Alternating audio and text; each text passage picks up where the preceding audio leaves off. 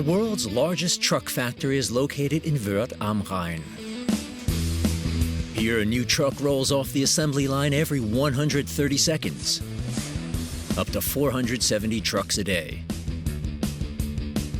The factory in southern Germany exports its vehicles to all corners of the earth. The site is huge, almost the size of a small city. If you want to visualize it, think of 400 football pitches. That's 2.9 square kilometers. That's pretty big. The list of different vehicle versions you can order is huge, as is the range of colors. There are more than 450 to choose from. Sometimes our customers come with color samples and ask to have that particular tone. And that is how we end up with such a large number of colors.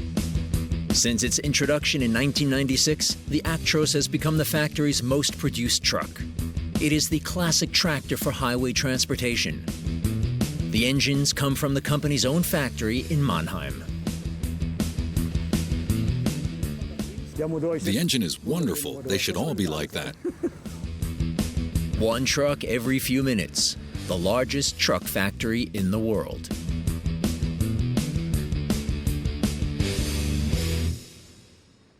The Mercedes-Benz truck factory in Wörth. Almost 11,000 people work here, producing trucks for the whole world. 1 of 5 trucks in Europe comes from this factory. In Germany, it is every third one.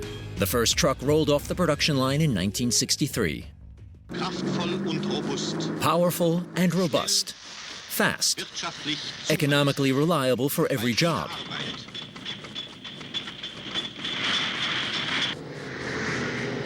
Kilometer after kilometer. That is how the vehicles with the Mercedes-Benz star prove their worth on 5 continents. A lot has happened since the 60s. Production no longer means strenuous manual labor. Today, robots weld the truck cabs. Machines are taking on more and more jobs, reducing the burden on employees. High-rack warehouses are stocked and unloaded by robots. Truck assembly is like a giant 3D puzzle. Every day, around 550 truckloads of parts come in. Everything from tires to radios. All these things are assembled in the various production halls, and in the end, a new truck rolls from the assembly line every 130 seconds. These chassis beams are the basis for every truck. Several hundred of them arrive at the factory every day. Every vehicle frame needs 2 of these longitudinal chassis beams. These 2 elements are bolted onto cross members. The frame used here has a large number of holes so that it can be used for a wide range of vehicle types and versions.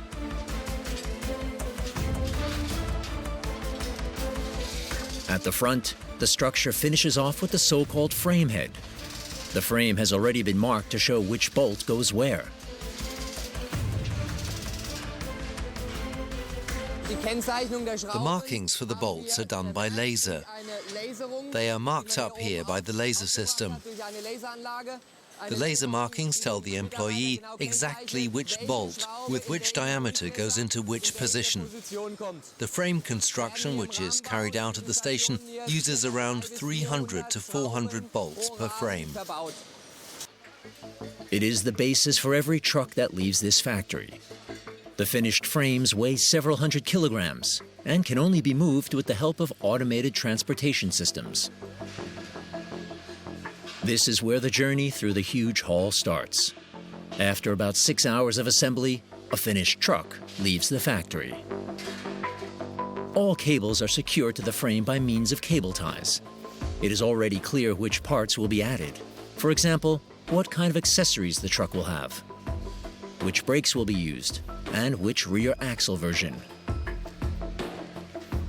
There are more than 400 colors, a wide range of engines, transmissions, and bodies.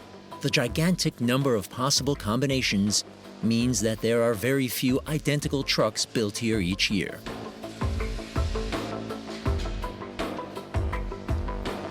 To ensure that the assembly line always has the right parts in the right order, they are always put together for a specific vehicle. The assembly line should never have to stand still, and there should never be a wrong part. Going back to look for a mistake wastes valuable time. In this step, the so-called picking, all the parts are put together for the next vehicle. An employee sorts them into his basket in the exact order in which they will be used in production. Green and red lights show where the next part can be found.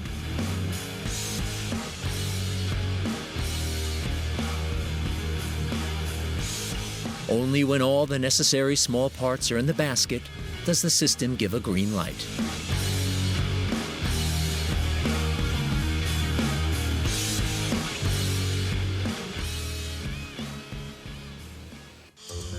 Frame construction is the first station in the huge factory. This station alone is 1 kilometer long and has the size of 10 football pitches. While the frame is being assembled, the cabs are being put together here. There are 550 different versions. Every cab consists of a base plate, the sides, and a roof.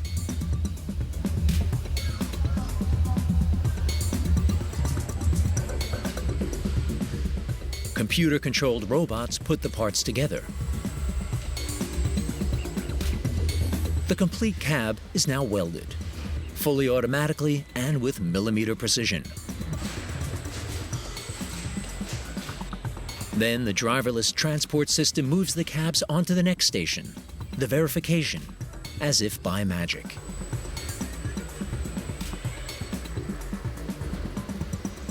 A special camera system uses 150 reference points to check every cab.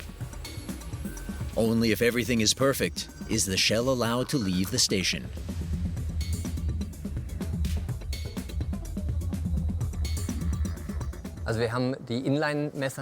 We have our inline measuring system outside, where all vehicles are measured. If anything unusual is found, then the cabs are re-measured, using up to 1,000 attributes.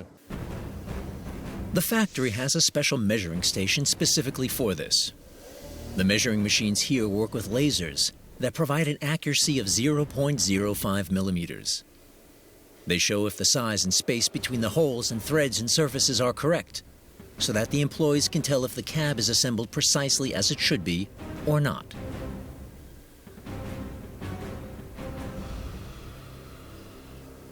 Only after a successful test can the truck continue on its way.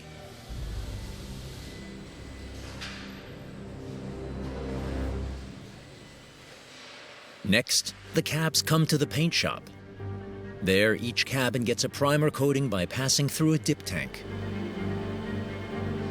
It is the most important paint job in the life of a truck, because this layer prevents rust.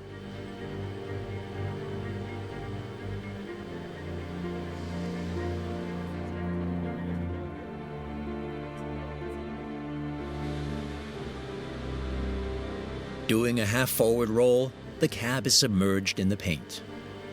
This ensures that there is corrosion protection in every nook and cranny.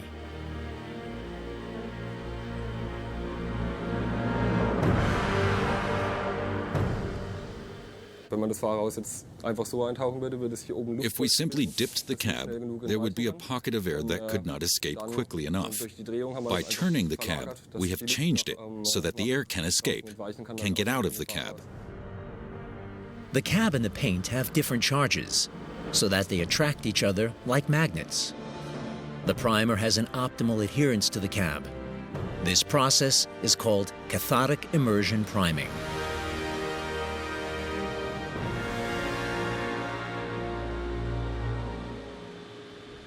Once the primer has been applied, the cab moves to the next station, PVC seam sealing. Robots apply PVC to seal all of the welds and cutoff points. Every opening is perfectly sealed, preventing any moisture from getting into the vehicle. Another coat of paint is applied, once again using electrodes. The atomizer is positively charged and the cab has a negative charge, so that the cab practically pulls the paint towards it.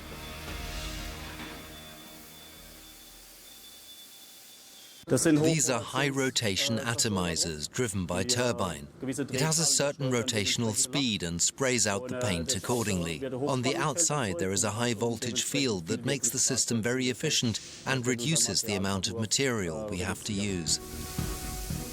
Only 4 liters of paint are needed per cab. The system paints the doors and add-on parts along with the rest of the cab to ensure they have the exact same color. The paint is completely dry after only 45 minutes. Every coating is then checked with the utmost precision.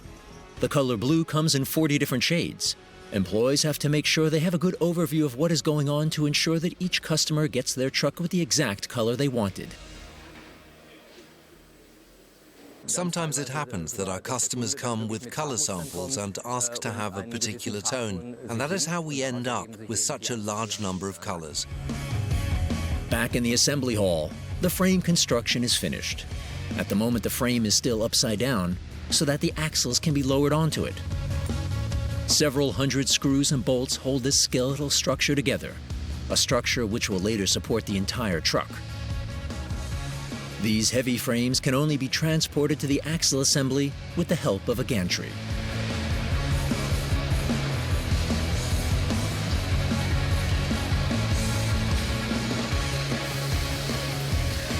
Now the axles are installed. Depending on the type, each axle can weigh up to 900 kilograms.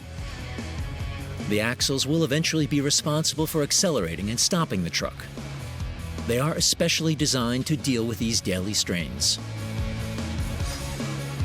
The men on the factory floor can only lift these pieces with the help of an engine hoist.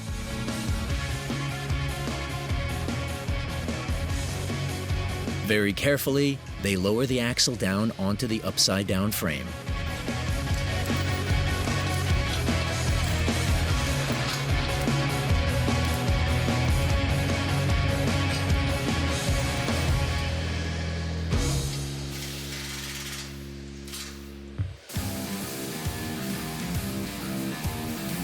Then the chassis is painted. Nova Gray is the standard color. At the customer's request, any other color is also possible, such as red for the fire department. The frame is not turned over until the color has dried. Now the axles are facing downward. And the truck is ready to move on to the next station.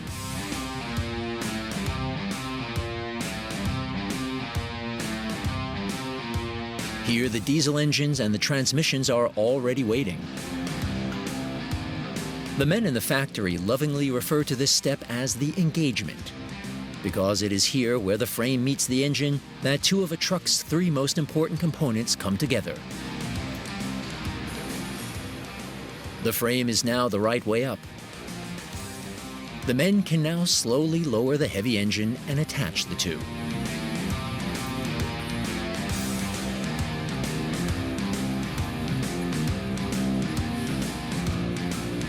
This is where the engine, which was delivered from Mannheim, is put in. We carry out a small pre-assembly and then insert it into the frame. This is what we call the engagement. The wedding takes place a few stations further on. That is when we put the cabin onto the frame. The Actros engine is available in 10 different versions, from 328 horsepower up to 625 horsepower. The 6-cylinder diesel engines consist of around 2,500 individual parts. They are built in Mannheim, in their in-house factory for commercial vehicle engines. First, the engine block is put on a so-called AGV, short for Automated Guided Vehicle. An AGV is a driverless transport vehicle. The engine now has an automatic chauffeur that transports it from station to station. Once the sliding bearing surfaces and the crankshaft crankpin are oiled, is the crankshaft mounted on the engine block. Then comes the 6 pistons with the connecting rods. They are all put in by hand and bolted to the crankshaft. Every piece that is mounted on the motor has its own article code, which is stored in the system. Before they are mounted, the employees scan the pieces and check to see if they are the right ones for that motor. All the pieces must be mounted, otherwise the AGV will not transport the motor to the next station. As soon as the engine logs on at the station, the employee is shown which component he has to take out and how many. That means that in this case he has to take out 2 clamps. When he does this, the white light turns off and the green one turns on and blinks. So if the person working here forgets to take out a part, then the engine does not leave the station and he notices, oh, I forgot something. Scanning the individual parts allows to trace things back in case there is a complaint. Even the force with which the screws are tightened is saved in the system.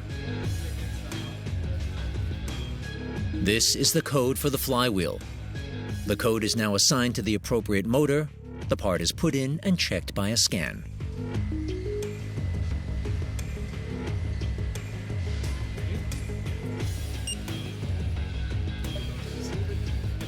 After the exhaust turbocharger with the exhaust manifold has been pre-assembled, the block is hoisted onto the cylinder head, mounted, and bolted. Next, someone checks if all the cables are routed correctly and all connectors are connected properly. This is done with the help of a tablet. Then we scan the barcode from the controller in order to be sure that we have the right engine. Then the employee is shown various components. That means he works through the checklist. If that's okay, then he can set it to OK. For example, he checks to see if these locking components are properly set. If that were not the case, the vehicle would probably survive our test run, but eventually fail in the field. That's why he checks every single connection to see if they are secured, and then he marks them with a yellow paint pen so that we can be sure that the cables have been correctly mounted. Before the engine goes to the in-house testing facility, it is examined one more time according to a method adopted from Japanese production facilities. An employee grips each component in a precisely defined sequence and checks it with his fingers and eyes from different angles to see if the parts have been assembled correctly. If everything is okay, the AGV brings the engine to the testing facility. A robot takes the engine and carefully lifts it onto a dedicated testing facility transport vehicle. Now the motor is waiting for a vacant test bench. Computers determine the sequence in which the motors are tested so that there is no idle time at the test benches. As if by magic, the AGV with the engine moves towards the next available test bench.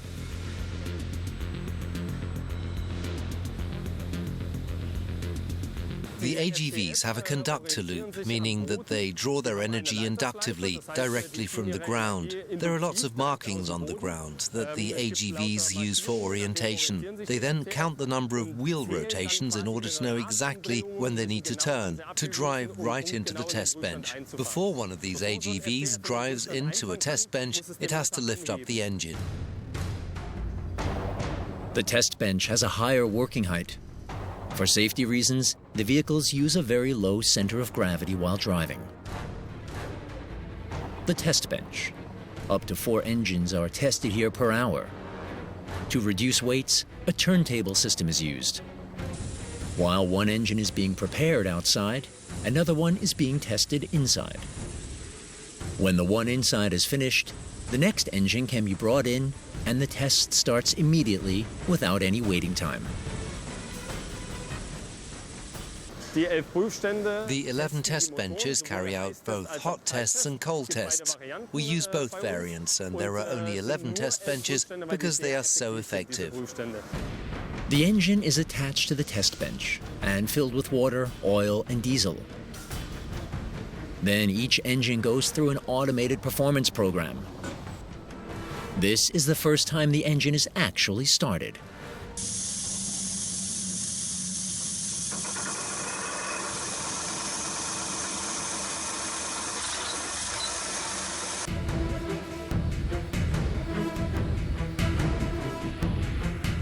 After the test, the engine is checked for leaks.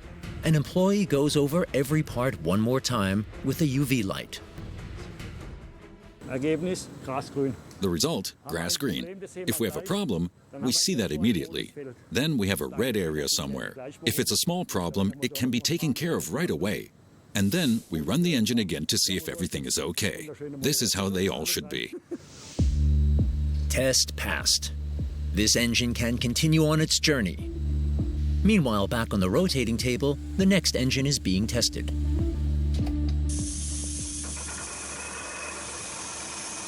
After the test, the engine needs to cool down before the testing devices can be dismantled. A lifter puts the cooled engines on a suspension track that takes them through the paint shop in a specific order. The first station here is the scan cabin.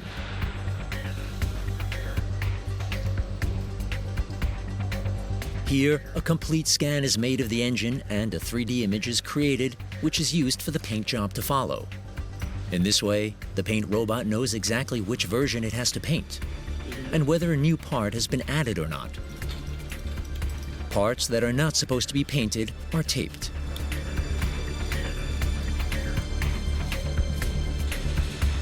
Now the engine is painted with a clear coat. Several robots paint the left side first, and then the right side of the engine.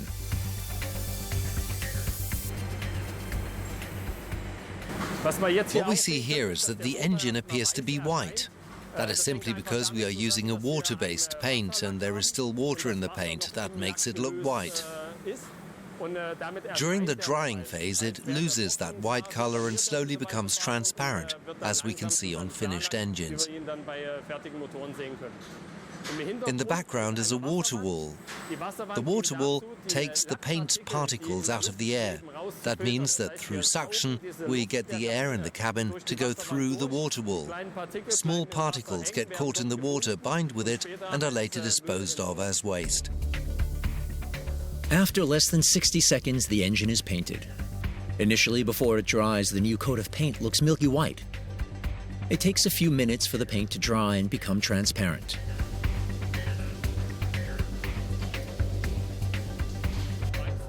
When everything is completely dry, another quality control is carried out. Here too, manually.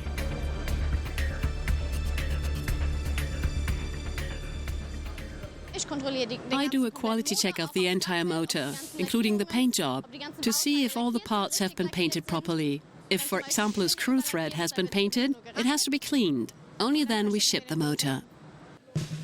To Japan, Russia, or North America, for example.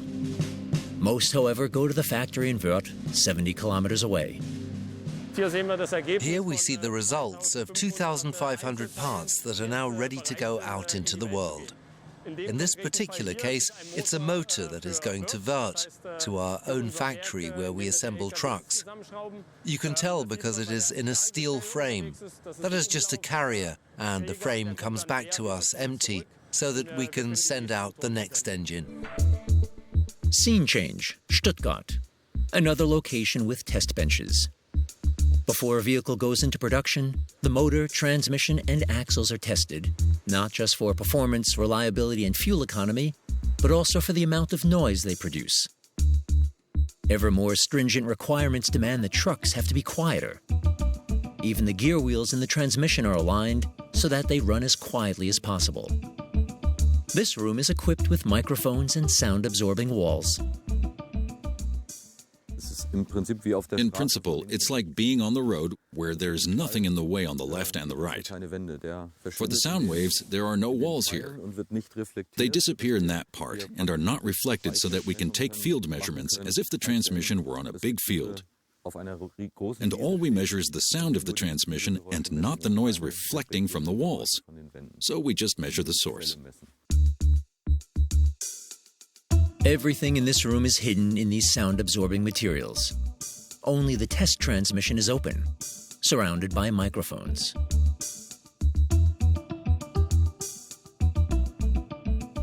The purpose of the test? To determine which gear wheel makes noise and needs to be optimized. But the transmission doesn't just have to be quiet, it also has to function efficiently. To achieve that, another lab tests a truck's gear-changing characteristics under full-load conditions day in and day out. This is a truck that drives the same test stretch every day, so that different modes of driving can be compared with one another. This is actually a vehicle without tires or rear axle. We've got the engine, the transmission, and the exhaust gas after-treatment system. In this test, the truck drives the route Stuttgart, Hamburg, Stuttgart every day, with different driving strategies. Sometimes the gear changes sooner when going up a hill, sometimes later. This then determines the optimal switching strategy to achieve the best possible fuel economy. We can drive the route one day with 40 tons total weight, the next day again with 30, and the day after that with 20, and can compare the results right away. Does this gear shifting strategy work with a full load, with half a load, with an empty truck? And then we have a statistically valid result and can evaluate the fuel consumption on the spot. Back in Wörth. To build more than 400 trucks per day requires almost 550 truckloads of parts, every day, 5 days a week. Everything is delivered here and needs to be distributed with precision. Logistics and production work together very closely. Logistics is actually at the core of the initial processes because they deliver the parts. They schedule deliveries, procure the parts, and they have to deliver them to the assembly line. Finally, the parts are put into a basket, so every vehicle has the right part at the right place at the right second. It's like a beehive. Automated conveyor belts move boxes from A to B and back again. To save storage space, only parts that will be used in the next few minutes are placed onto the conveyor belt. This is all backed up by an ingenious logistics system. Every box that is delivered is scanned and then registered in the system. So all of the small parts in these boxes are sorted. The parts carriers are placed in the high rack storage area until they are needed in production.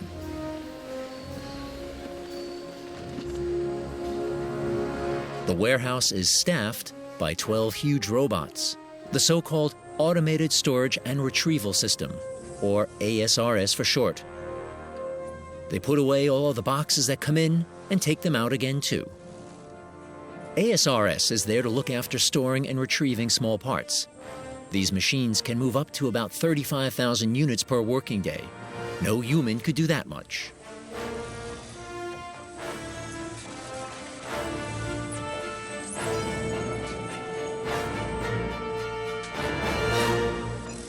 But the boxes are not just stored away. The machines store them and automatically retrieve them in perfect order, so that they arrive at the assembly line exactly when they are needed. That means there is always room on the assembly line. There are never unnecessary parts lying around somewhere. Small parts move around the factory all day long, as if by magic.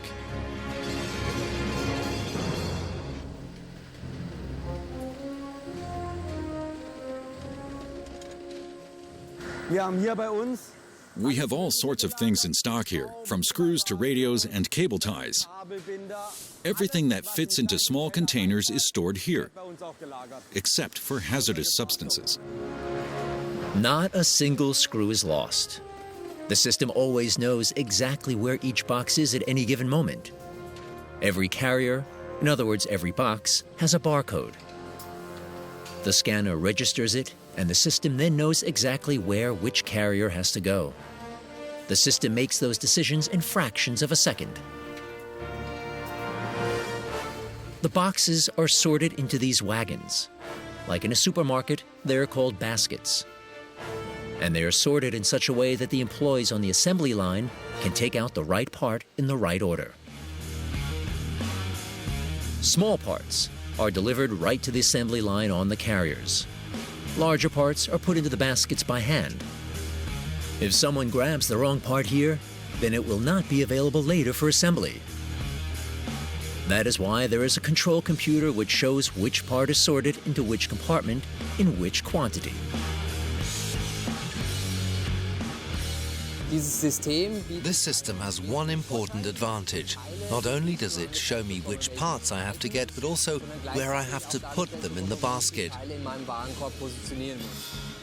You can see that here with the different colors, one red, one blue and one yellow. For the employee, that means that A, he has to get that part, and B, put it in the correspondingly colored compartment.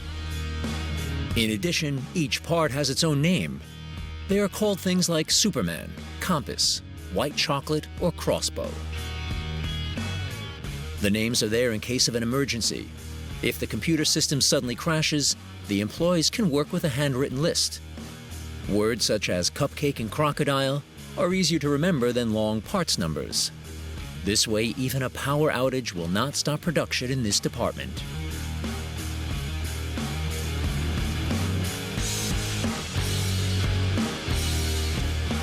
Once the baskets are packed, they are brought to the assembly line. Once again, that is taken care of by the driverless transport vehicles, the so-called AGVs.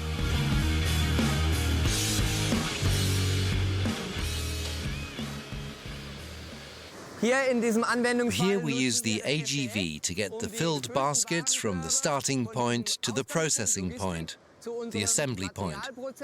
This transportation system simply bridges that gap.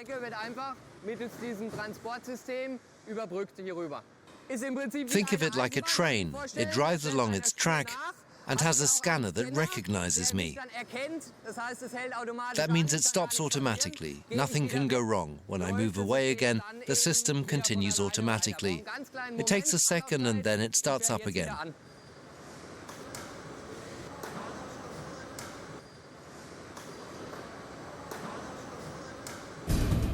The interior of the painted cabs is now installed. One of the first assembly processes is the installation of the cockpit. It is delivered together with the cab into which it is to be mounted.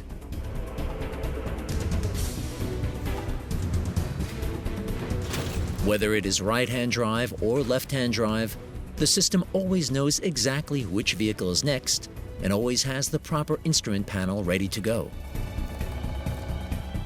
The cockpit is bolted to the A-pillar and the front end. Using a torque wrench, the employees tighten the bolts with the necessary tension. We work in 2 shifts, putting in up to 438 cockpits a day.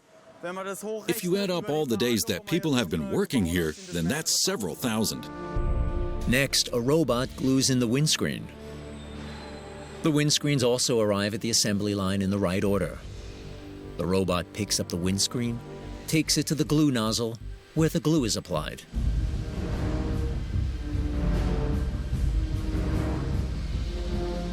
At the same time, another robot is measuring the cab where the windscreen is to go.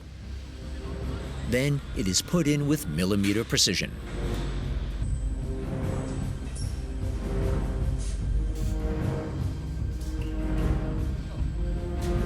Now the seats are waiting to be put in. They were just delivered, precisely as ordered by the customer.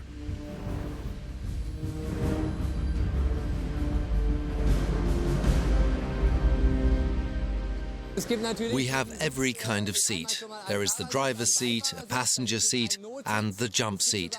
The new Actros even has a reclining seat that swivels, that you can turn. These seats are of course available in a multitude of variations.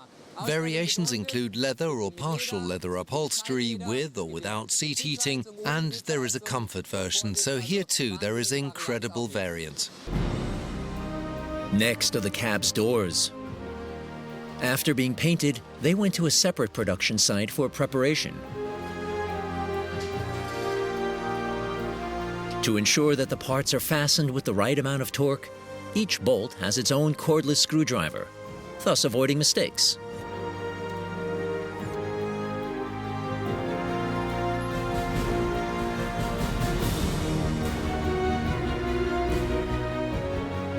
Now we move on to the interior. The employee installs and connects the cables for the steering wheel in a few easy steps.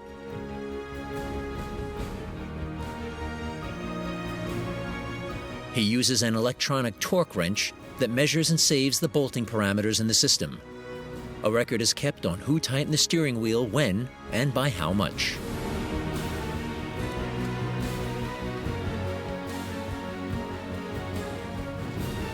What is called the bonnet on a family car, here it is called the front gate. 2 employees put it into place and then bolt it on by hand. To prevent scratches and for better ergonomics, 2 of us work together to put it into place. As soon as we place it, it can no longer fall off. In the second step, it is then screwed down. The next step is the Actros sign. We put it on with a template and then press it tightly so that it can never come off again. Yeah, and then it can be shipped to the customer. Every 3rd truck on German roads was built in Wörth. Every 5th truck on European roads. In 2 shifts, around 11,000 people work here, producing up to 470 trucks a day. Here is where the assembly line reaches its high point, the so-called wedding. This is where the cab is put onto the frame. 6 different models leave the factory's assembly line, randomly mixed. Impossible to think what might happen if the wrong cab showed up for the wedding. A wedding? Because in this step we are marrying the 2 main components of the Wörth factory. The cab, which is built at the same time as the frame. That is why we call it a wedding, and why it is the most important process for us. The 2 largest components come together. Next are the tires. Then the truck can finally stand on its own. Slowly but surely, the trip through the factory is coming to an end. In a few minutes, the truck will be finished.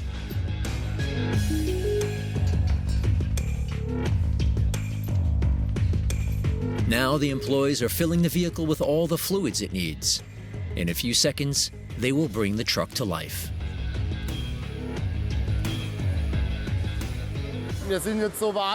We're ready. We're now preparing the vehicle. That is, we're pressing diesel into the filter, and once we have achieved a certain pressure in the system, we can have the initial ignition. And that is about to happen. The system's blue light is on. That tells us that there's enough coolant in the vehicle. It works. This morning, there were about 10,000 individual pieces. Now the 6 cylinders are running, and all the functions will be tested one more time. The last big technical test is carried out on one of the 5 in-house chassis dynamometers. This is the testing ground for every truck. In around 10 minutes, the truck goes through a wide range of tests. Only then is the truck allowed out onto the road.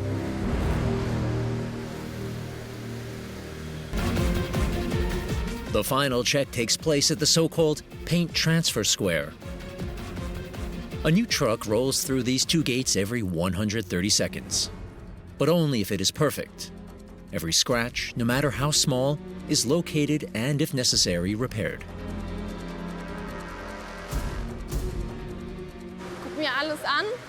I have a look at the whole thing to see if I can find something, because this is the first check of the driver's cab after the assembly line process.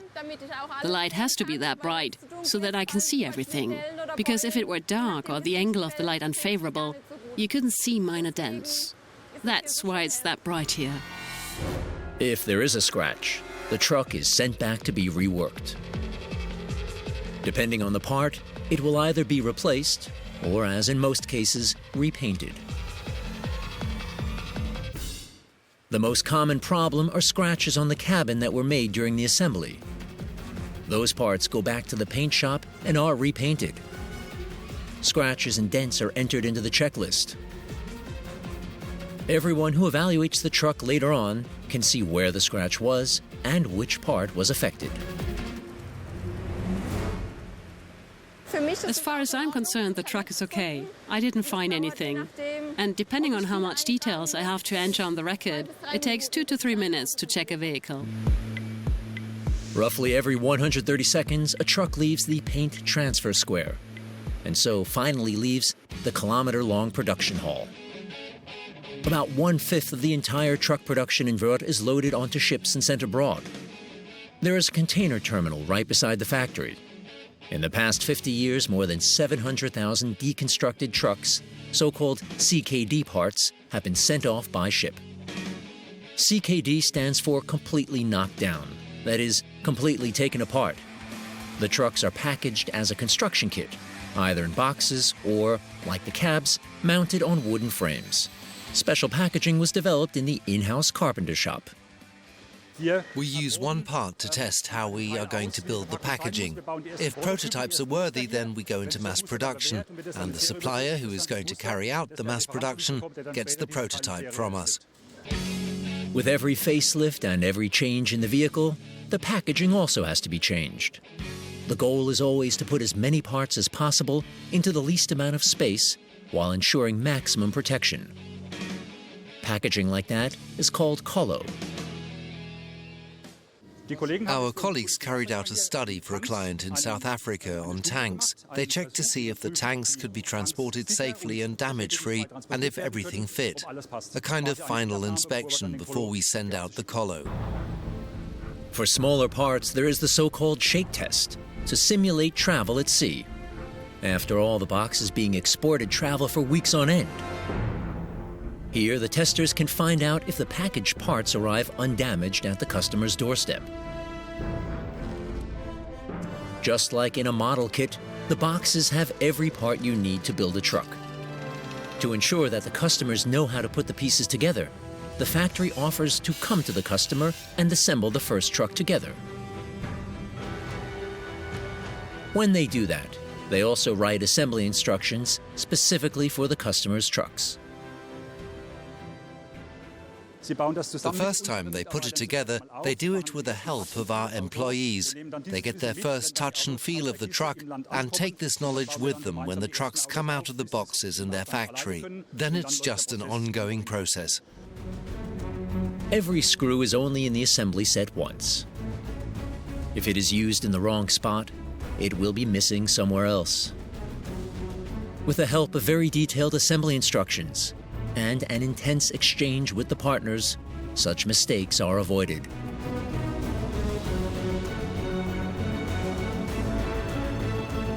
All the boxes go to the overseas shipping container and are stored according to a very exact positioning plan.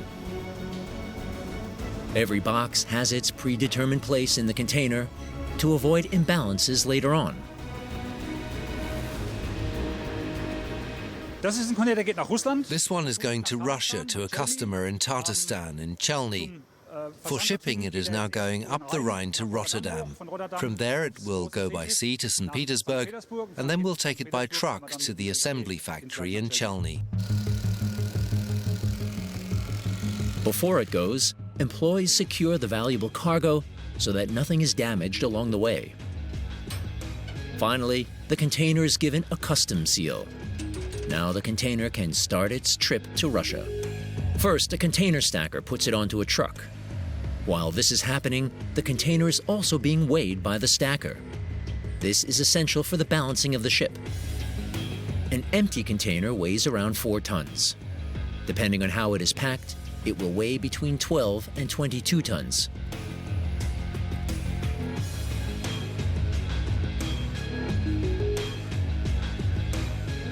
The truck takes the container to the harbor, a mere 500 meters away.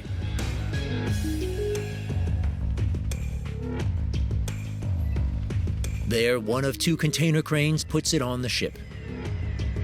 At the same time, empty containers are being taken off the ship, creating a perfect cycle.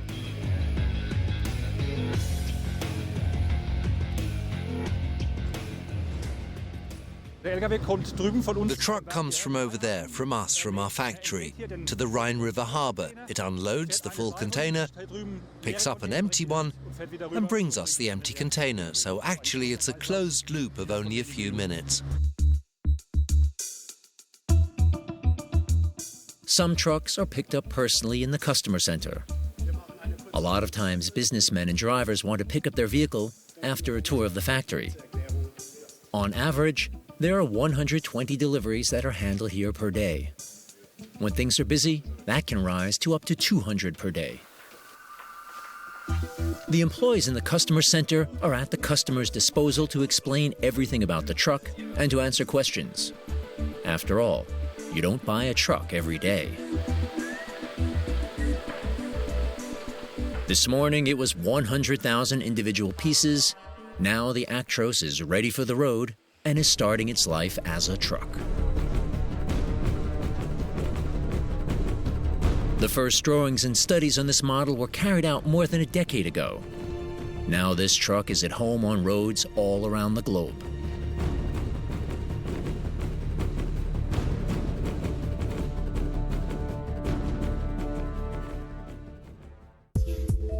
Andy Sugata played a significant role in designing the Actros before it was introduced into the market.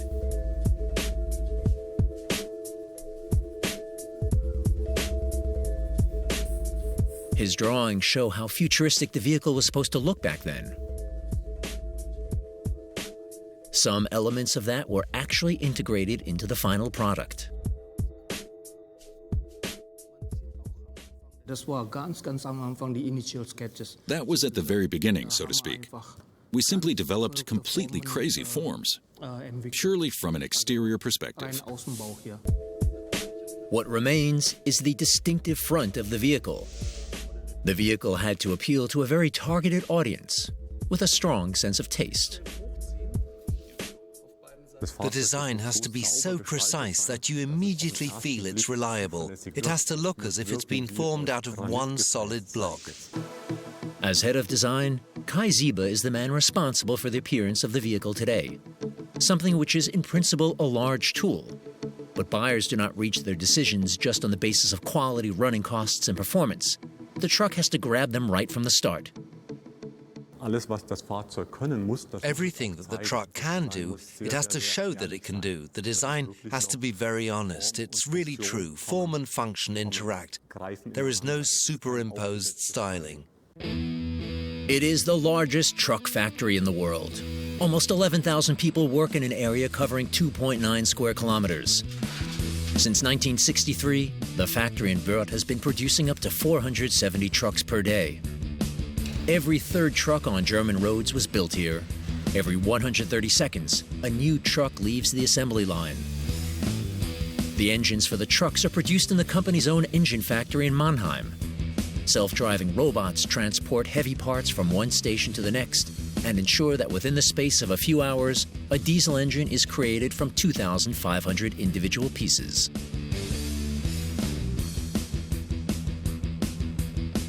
In Wörth, more than 550 truckloads of parts arrive at the factory every day, stockpiled in a huge high-rack storage area. 35,000 boxes are moved in and out here every day.